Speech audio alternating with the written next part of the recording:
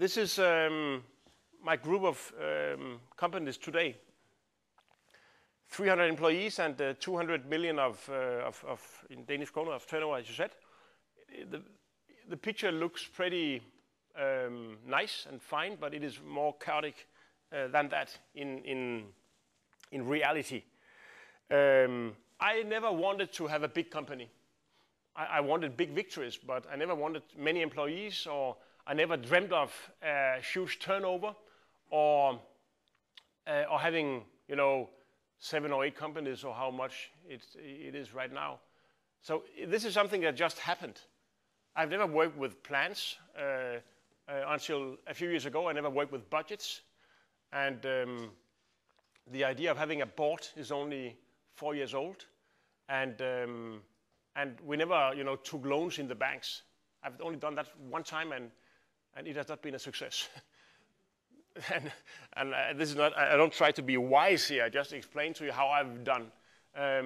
So I just started in the easy end. The first company actually existed within the framework of CBS, because I persuaded the rector, hvad hedder det? The what? The rector, Finn Junge Jensen, to hand over to me the canteen at Dalgashavet. I had no money, and I didn't want to go to the bank. So here he had a proper cuisine, and I could just kind of walk into it and do the cooking for the students.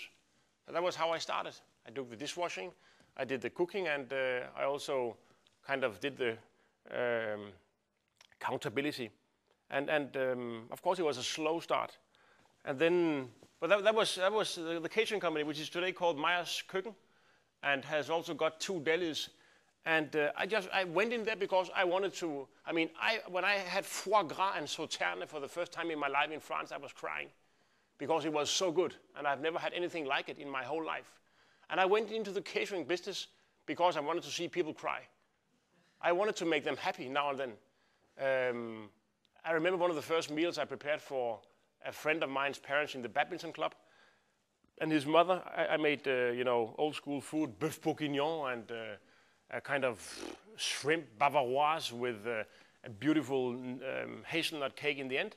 And she came out after the meal. I'd just been working 7 hours, and she gave me the money that we had agreed upon. Then she gave me some more money because I was nice, and then she kissed me on the mouth. I mean, what a beautiful business. Your clients love you, and they show it at once. Can I be sure to have the same,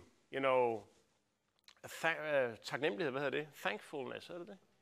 When I just have a normal job, I can be sure, so I just go into the food business. That was how I started with the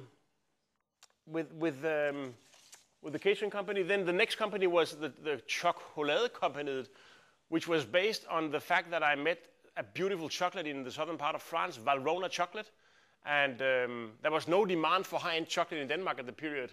It was only cheap chocolate from Tom's, Senator, and Pernille were the 2 brand names, and it couldn't be made in a cheaper way. And then I came with Grand Cru chocolate from the southern part of France, and we sold 10 kilos the first year and 200 kilos the next year, and now, I mean, we sell almost 100 tons a year in Scandinavia because we've got the Scandinavian agency. But it took a long time, and within that business, we happened to also start up in the coffee area. I once won a prize for something I had done to Danish culture, and were invited to Brazil from the coffee companies. And then I wondered how come that the coffee business was run and directed by middlemen, salesmen buying the coffee before it had been harvested at too cheap prices, and was so different from the wine industry. And I thought that it could be possible to create brands within the coffee business to the benefit of the farmer himself. And we started Estate Coffee, and now 8 years afterwards, it has been quite a big success. We've got our own micro roastery, and the funny thing is that I've always been driven by my heart, and then I've tried to find managers in the companies who were driven more by rational motives. And I had a student from this place, a friend of mine, Søren Sylvest, who I took him in as a partner in chocolate company in the beginning because he was very, very focused and very easygoing and good at logistics and finances and everything. And the funny thing is that he fell in love with coffee behind my back. And one day he sent me an email saying that he had become nominated lifetime pioneer member of the Cup of Excellence Committee. That is the finest coffee tasting committee in the world. And he had actually bought a small piece of land in Brazil, the best piece of land in the whole country, he said. And then, also without really involving me too much, he built up a culture around our small-scale coffee bar, in which he formed which is almost impossible if you say that you want it, but he formed the world barista champion 2006, Claus, who defeated every other espresso brewer in the world. And I am very proud on behalf of Søren and on behalf of Claus, and it is actually not it's not due to my competences that this happened, but only due to Søren. But it has been, well, we're in the cookery business, cookery school. Meyer's Madhus is a cookery school where we teach children to cook because their parents don't. And then we also teach adults to cook. We are in the corporate meal businesses with Meyer and Tingström. We cook for 37 companies, in total 9,000 people every day, in decentralized cuisines. And then there is the vinegar production, balsamico vinegar production. In a moment in my life, I said, how come that all Danish elaborated products are cheap? Why don't we have the olive oil of the Danish food culture? Why don't we have the jamon, jabugo, serrano, pata negra? Why don't we have Beaufort 24 months aged raw milk cheese based on milk from cows grazing on pastures 2,000 meters beyond sea surface in the Alps at a price of 500 kroner per kilo? Why do we only have lousy yellow cheese filled with water based on milk from dying cows, yielding 35 liters per day, 10 times more than 100 years ago, fed, loaded with medicine to beat down these Überbetennelse, what the hell is that called?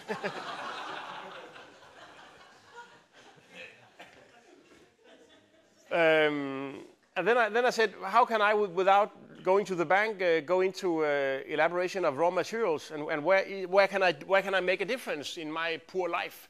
I've always been guided by the dream of making a difference. That's why I've been jumping from one business to another. My key competence, I think, is to innovate in a new industry where people are sleeping. I'm good at finding different small markets in the very high end of the quality pyramid. And I know how things work out there. And a friend of mine, Thomas Hartung from Årstiderne, once said that we are very good at creating enthusiasm in our business, but Claus, what you are good at is creating hysterical enthusiasm. And what is hysterical enthusiasm? I think that is the idea of changing people's minds about what chocolate could do to them, or what the Nordic cuisine is. I mean, that is creating demands that did not exist and changing the whole competitive platform in the industry by introducing new competitive parameters.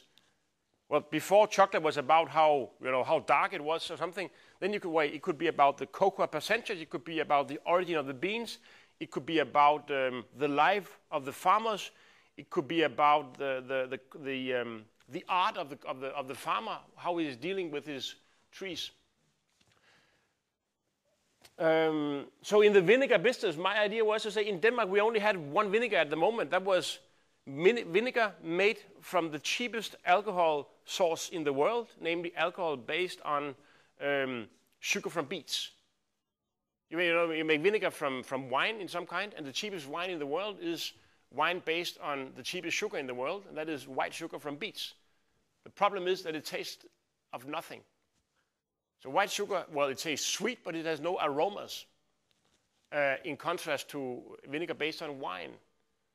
So even though there was no big market for high-end vinegar in Denmark, I mean, each family used maybe a drop a day, then it would be more profitable to go into the beer business. But I went into the vinegar business because nobody else did. And I happened to buy an orchard, very small orchard on a little island north of Lolland. And my idea was to make the most beautiful fruit vinegar in the world and age it like they do in Modena in barrels of 8 different types of woods for 12 to 15 years before you dare take out a drop and sell it. And the whole idea is to give it on to your daughters and their children, to pass it on to the next generation. I mean, I think that is one beautiful way of losing your money. I would hate to lose money in Meyer and Tingström, you know, serving food for rich people in their lawyer companies or in their McKinsey and KPMG and PFA and what the hell they are named. I would hate losing money there. But I wouldn't mind losing some money on the children in the cookery school or losing some money in the vinegar thing.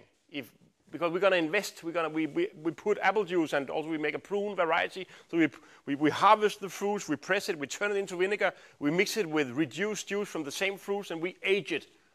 And one day, in 6 years, we will take out some liters of this liquor. And maybe we can sell it, and then I'm happy. But maybe we can't, maybe we'll rot it up before. But we tried. How long time do I have?